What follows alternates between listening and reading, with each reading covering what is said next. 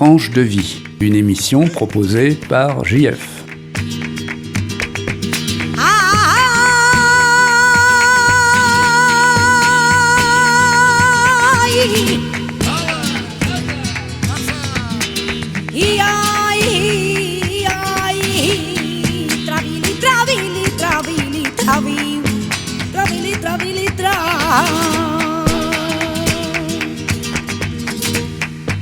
Tanita de Jerez, yo soy gitana y de Jerez, y Jesús del prendimiento, mi Virgen de la Merced, dame patrona mía, mi Virgen de la Merced, quedó gitano, quedó torero, quedó torero. Quedó gitano, quedó torero, quedó torero. Rafael de Paula y Curro Romero.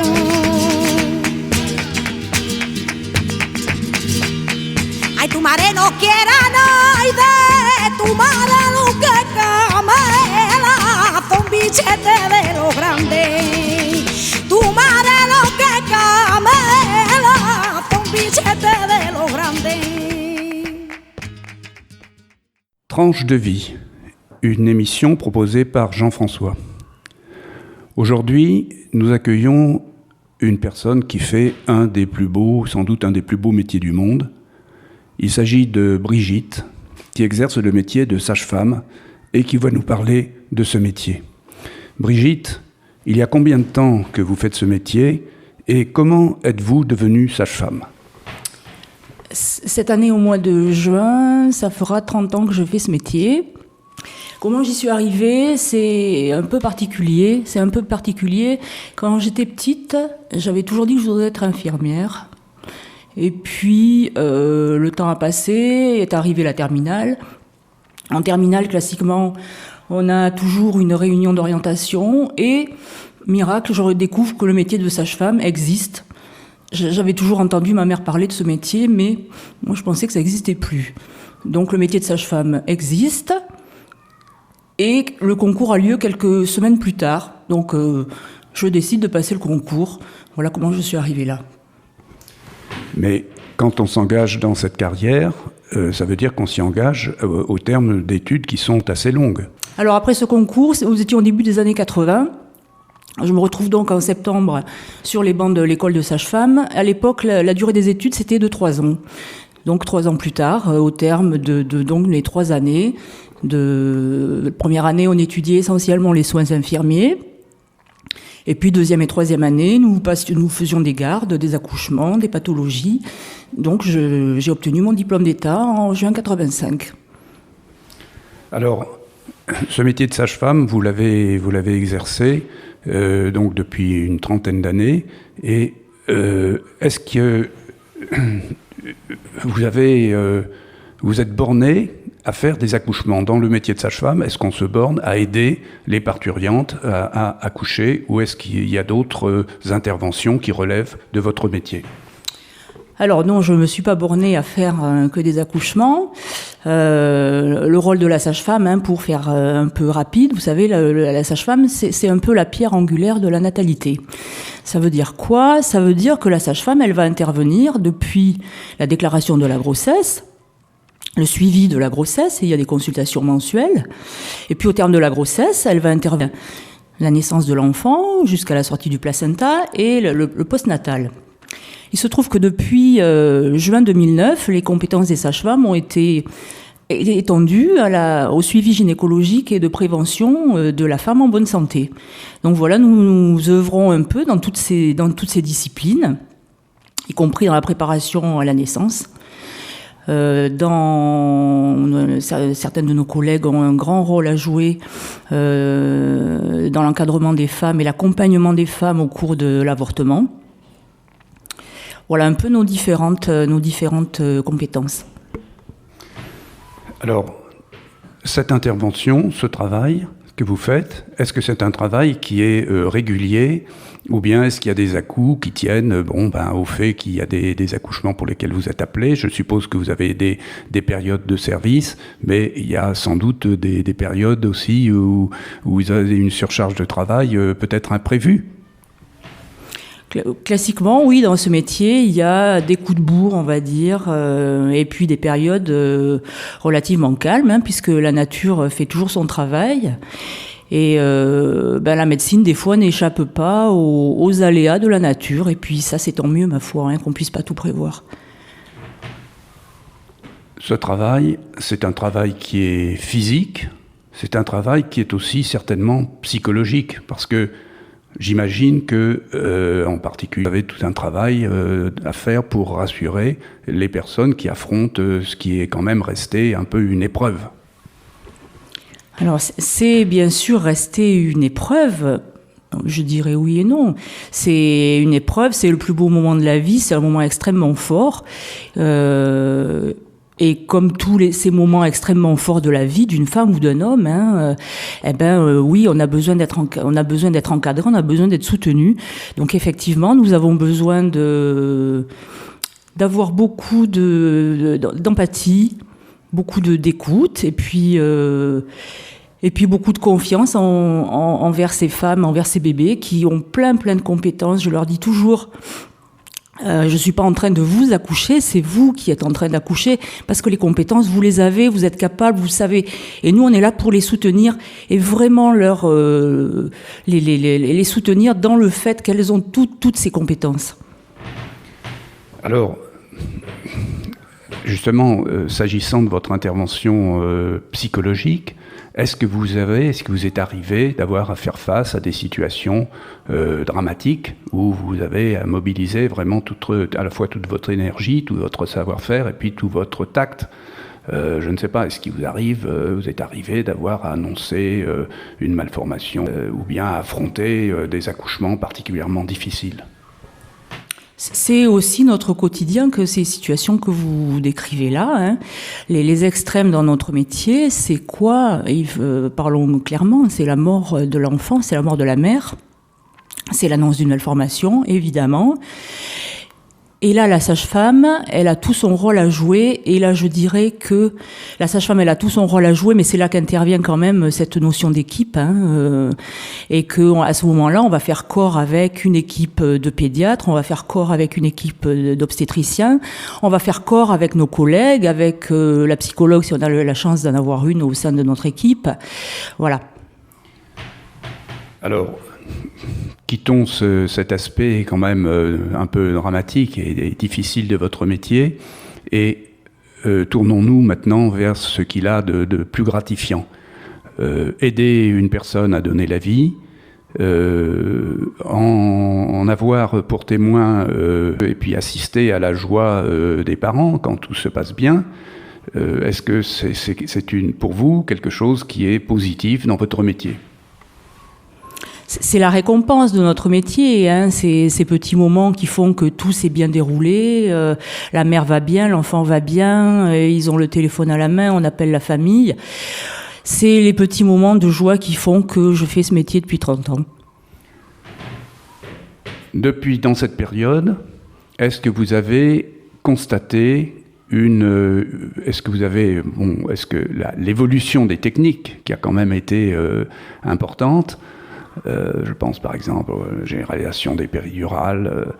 Est-ce que cette évolution des techniques a facilité votre travail et qu'est-ce que ça a changé ? Ça a changé tellement de choses qu'il me faudrait beaucoup de temps pour en parler. Alors vous avez parlé de la lutte contre la douleur. Moi, quand j'ai commencé à travailler, c'était l'avènement de la péridurale. Aujourd'hui, je pense que dans nos établissements actuels, on doit être à 85% de péridurale. Donc évidemment que la relation avec nos patientes a clairement changé quand vous pouvez discuter tranquillement, quand la dame elle accueille, ça a évidemment changé toute l'optique de notre métier. Qu'est-ce qui a changé encore ? Je dirais la lutte contre la prématurité. Moi quand j'ai commencé à travailler, c'était finalement il n'y a pas si longtemps que ça. Mais des nouveau-nés de 25 semaines, alors 25 semaines, ça fait 5 mois et demi. Les nouveau-nés de 25 semaines, on s'en occupait pas. La dame, elle expulsait, on s'en occupait pas de ce bébé, puisque de toute façon, techniquement, on pouvait pas. Aujourd'hui, un nouveau-né de 25 semaines qui arrive, vous avez toute une équipe de pédiatres qui se met en place, vous avez des techniques de réanimation qui font que cet enfant, il a quand même un bon potentiel de vie. Qu'est-ce qui a changé encore ? C'est l'avènement d'Internet. Parce que finalement, pour le pire et pour le meilleur, nos patientes, elles voient, elles savent, elles ont anticipé plein de choses. Il y a des groupes de discussion, elles bavardent entre elles savent ce qui va leur arriver, le pire, le meilleur. Voilà, Internet pour le pire et le meilleur. Alors là, vous nous décrivez effectivement tout ce qu'a pu apporter, en plus à la solidarité féminine, cette utilisation des nouveaux moyens d'information. Mais pour vous, qu'est-ce que ça a pu apporter ? Je veux dire, l'accouchement n'est pas devenu quand même une routine. Avec l'utilisation de ces nouveaux moyens, de la disparition presque complète de la douleur, etc. Malgré tout, qu'est-ce qui rompt un petit peu la monotonie de votre travail, si monotonie peut s'installer Est-ce qu'il y a qu'est-ce qui se passe, par exemple, quand il y a des naissances multiples ? La monotonie, j'allais dire, la monotonie, même si ça paraît extraordinaire, la monotonie, il n'y en a pas. La monotonie, il n'y en a pas parce que toutes les naissances, elles sont différentes. Parce que effectivement, de temps en temps, il y a des naissances multiples. Alors les naissances multiples, maintenant, elles sont prévues. C'est des dames qui ont été vues, revues. Quand elles arrivent, on sait on a été préparé. La dame sait qu'elle attend des jumeaux. Et puis finalement, c'est relativement simple. Ce qui rompt quand même la monotonie, c'est, j'allais dire, ces dames très très intéressantes, que je dirais rebelles, et qui elles ont décidé que envers et contre tout, la péridurale, la médicalisation, elles en ont pas envie et qui couchement leur appartenait. Celles-là nous remettent un peu sur les rails et nous font rompre avec cette monotonie, puisqu'on sait qu'on va agir avec elles, ou que c'est elles qui vont agir, et que nous, finalement, on va rester là comme un peu les gardiennes de leur accouchement, mais sans rien faire de plus. Celles-là nous font grandir. Vous avez un record dans les naissances multiples, des jumeaux, bien sûr, des triplés, des quadruplés. Alors dans la maternité où je travaille, qui est une maternité de niveau 2, nous n'accouchons que des jumeaux, les grossesses triples, quadruples et plus étant transférées vers des maternités de CHU dites de niveau 3 et qui peuvent accueillir des nouveau-nés potentiellement prématurés. D'accord. Mais pour revenir au traitement des prématurés, un nouveau-né de 5 semaines, ça pèse combien ? Un nouveau-né de 5 semaines... De 25 semaines, pardon. Un nouveau-né de 25 semaines, il pèse clairement moins de 1000 grammes. Un nouveau-né de 25 semaines, il pèse entre 700 et 850 grammes. Donc un nouveau-né de 25 semaines, s'il est attendu et qu'on a suffisamment de nouveau-nés là, on va faire en sorte, on va mettre en œuvre toutes les thérapeutiques pour qu'ils ne viennent pas au monde tout de suite. Et puis s'il échappe à la thérapeutique, on va mettre en œuvre tout un système pour que cet enfant naisse dans une maternité apte à l'accueillir. Maintenant, je voudrais que vous nous parliez un petit peu de tout ce qui est introduit dans votre métier, ce qui s'est développé en France depuis les années 80, notamment sous l'impulsion du Dr Friedman, à savoir la PMA, et puis la fécondation in vitro. Pour ma part, et dans la maternité où je travaille, nous ne pratiquons pas de PMA. Toutefois, nous accueillons un grand nombre de femmes qui en ont bénéficié. Ces traitements-là, ça a été quelque chose d'extraordinaire, puisque ça permettait à des couples qui, dans les années 70, devaient définitivement faire une croix sur le fait de devenir parents, ça leur permettait d'accéder à ce rêve extraordinaire. Et puis, régulièrement, nous voyons des dames enceintes grâce à la PMA, des enfants qui arrivent, évidemment, vous imaginez, dans un contexte d'abord de grande anxiété, puisque cette grossesse, elle est quand même si elle est le signe d'une grande joie à venir, qui peut tellement basculer rapidement. Donc, c'est des dames qui sont souvent très, très inquiètes. Et cet enfant, il arrive dans un climat de joie qui est absolument extraordinaire, puisque les parents savent bien que grâce à la médecine, ou c'est grâce à la médecine qu'ils en sont arrivés là. Est-ce qu'il vous est arrivé d'accoucher des personnes qui avaient eu recours à la procréation maternelle assistée et qui, par la suite, sont devenues mères ? Ça arrive, je dirais, assez régulièrement. Je l'ai vu de façon très proche d'ailleurs, pour une personne que je connaissais très bien. Un premier enfant né d'une PMA, pas si simple que ça. Et puis, quelques mois plus tard, une grossesse spontanée, pas attendue, terriblement bien vécue, j'allais dire, et un bébé absolument bien accueilli. Voilà, c'est les grandes joies de la vie. Bon, vous parlez avec passion de ce métier et de ses joies, donc c'est un métier qui vous apporte quand même beaucoup de choses. Malgré tout, quels sont ces problèmes ? Je regardais un petit peu des informations sur le métier de sage-femme et je constatais que malgré la durée des études, les salaires ne sont quand même pas mirobolants. Alors quels sont les autres problèmes en dehors de ce défaut de considération de votre métier ?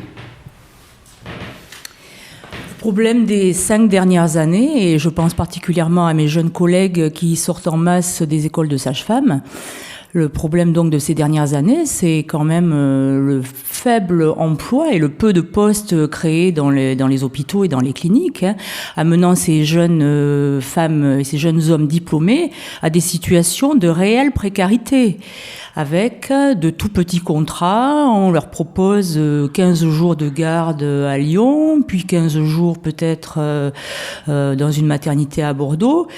C'est une crise de l'emploi dans notre métier, c'est une crise de l'emploi sans merci depuis 3 ans.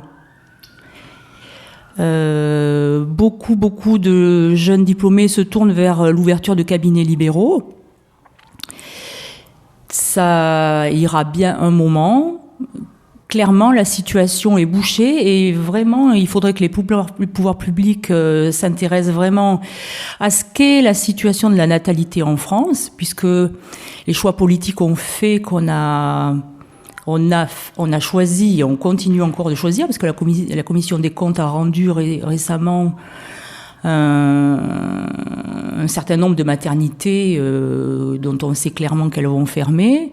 Ces petites maternités-là ferment aux dépens d'autres grands, presser au maximum les effectifs. Donc on crée de grands accouchoirs avec le moins de possibilités, le moins de personnel possible. À côté de ça, de jeunes diplômés rament ou pire, sont clientes chez Pôle emploi. Donc ça, c'est vraiment la grosse difficulté, au-delà de la lutte salariale. Effectivement, nos salaires rapportés à ceux de certains hommes politiques ou certains PDG sont démesurément bas. Mais aujourd'hui, pour moi, le gros problème, c'est vraiment la précarisation de cette profession. Oui, ou les professions médicales aussi, en général. Rapporter vos salaires, rapportés à ceux des professions médicales sont quand même relativement dérisoires. Ce que je voulais vous demander aussi, c'est qu'est-ce qu'il faut penser du développement de l'accouchement à domicile, qui est devenue une pratique quand même assez répandue. Est-ce que c'est une pratique qui a tendance à se répandre en France et quels sont les problèmes que ça peut poser ? La pratique de l'accouchement à domicile, effectivement, est répandue dans les pays anglo-saxons et dans les pays nordiques. paradoxalement, ces pays-là ont des taux de morbidité et morbidité qui sont bien meilleurs que les nôtres. Alors, aux grands détracteurs de l'accouchement à domicile, je pense qu'il faut vraiment opposer ces chiffres-là. Chez nous, en France, quelques sages-femmes pratiquent l'accouchement à domicile. Je pense que c'est intéressant et la question que vous posez quand même est fort judicieuse. Il y a quelques mois, les assurances ont refusé ou refusent régulièrement d'assurer nos sages-femmes libérales qui pratiquent des accouchements à domicile. Alors, refuser de les assurer, c'est pas vrai ce que je dis. Elles les assurent à des tarifs qui sont démesurément excessifs. C'est-à-dire que une sage-femme qui réalise régulièrement des accouchements à domicile, elle n'a pas les moyens de financer cette assurance qui se monte, je pense, à quelques dizaines de milliers d'euros. Donc, c'est pas possible. Donc, ces sages-femmes-là ont décidé de plus prendre d'assurance. Il se trouve que si elles ne prennent plus d'assurance, elles sont radiées par le Conseil de l'Ordre et donc elles ne peuvent plus assurer d'accouchement à domicile. Donc c'est clairement un gros problème que la naissance à domicile ou que de continuer à réaliser des naissances à domicile. Alors que il y a un public de femmes qui le demandent, il y a un public de femmes qui en a envie et que, ma foi, c'est légitime de leur offrir cette possibilité-là. En 30 ans d'exercice hospitalier, c'était vraiment un problème. J'aurais vu arriver, moi, à l'hôpital, des femmes mortes ou mourantes. Ça ne m'est jamais arrivé. Ce qui veut dire que ces naissances à domicile, elles se passent bien, avec des professionnelles compétentes qui en ont fait le vœu et pour qui c'est vraiment la manière d'exister et de travailler. Et moi, j'ai beaucoup d'admiration pour les sages-femmes qui font des naissances à domicile. J'ai beaucoup d'admiration pour les couples qui choisissent de faire naître leur enfant à domicile. C'est dommage de ne plus pouvoir le faire. Brigitte, est-ce qu'il y a une vie après la vie de sage-femme ? Est-ce que vous avez des enfants ? Est-ce que vous avez des passions ? Est-ce que vous avez des loisirs quand même pour pouvoir exercer ces passions ? Et quelles sont-elles ? Alors je dirais oui, heureusement il y a une vie après la vie de sage-femme, sinon ça serait un peu restrictif. Donc oui, j'ai des enfants, j'ai 2 grands, j'allais dire adolescents, mais il faut que je le dise, ce sont des adultes. Des passions, oui, j'aime bien. Alors j'ai un cours d'anglais auquel je suis très fidèle depuis une petite dizaine d'années. Un cours de danse auquel je suis très fidèle aussi depuis une petite dizaine d'années également. Et puis la passion de monsieur ou madame tout le monde. J'aime bien voyager, j'aime bien lire, j'aime bien cuisiner. Voilà, finalement rien de très exceptionnel, mais voilà. Donc vous êtes passionné par votre métier, mais vous n'êtes pas mangé par votre métier. Et ce métier, vous l'exercerez jusqu'à votre retraite. J'ai l'habitude de dire, que voulez-vous que je fasse d'autre ? Je ne sais rien faire d'autre. Effectivement, je ne sais pas faire grand-chose d'autre. Ce que je fais, je pense que je le fais bien. Et que oui, je pense que je l'exercerai jusqu'à ma retraite. Merci Brigitte.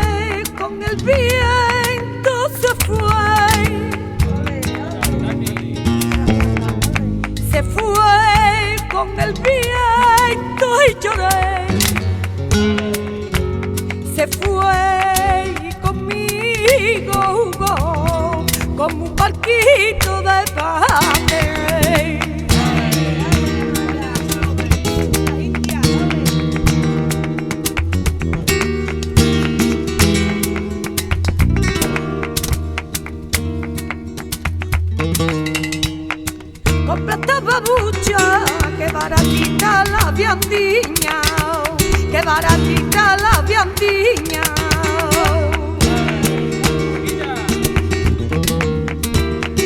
La ropa durmió,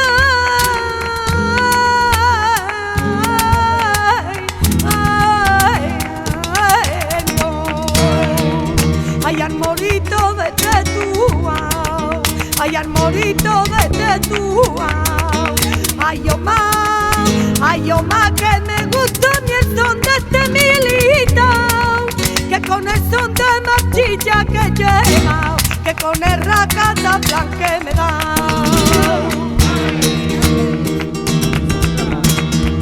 Mi madre me lo